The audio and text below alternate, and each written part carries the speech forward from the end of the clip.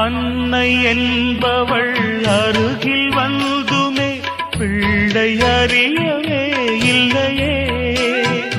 பிள்ளை அன்னையை அறிந்த வேளையில் அன்னை உணரவே இல்லையே.